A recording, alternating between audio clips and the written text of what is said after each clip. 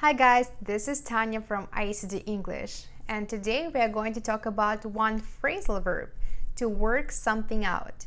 To work something out. I don't know how much longer we can keep this up, dude. Don't worry, everything's gonna work out. It always does. It does? Do you think you can have him meet me tonight? I might be able to work something out. But you can't stay here, there's no place to sleep! We'll work something out. So if a problem or difficult situation works out, it means it gradually becomes better or satisfactory. If you work it out, it means you make it better.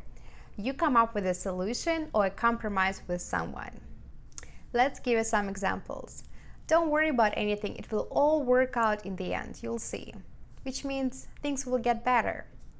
Another example, don't worry, I'm sure we can work something out so that everyone is happy. Which means we'll find a solution, we'll find a compromise. And one more example. There is no such thing as a perfect marriage. If you really care about your relationship, you will have to work things out, which means you will have to find a compromise, right? That's your lesson for today, guys. So, do you usually work things out in your life? Let me know in the comments below. Thank you so much for watching. Please like this video and share it. Thank you. Bye-bye.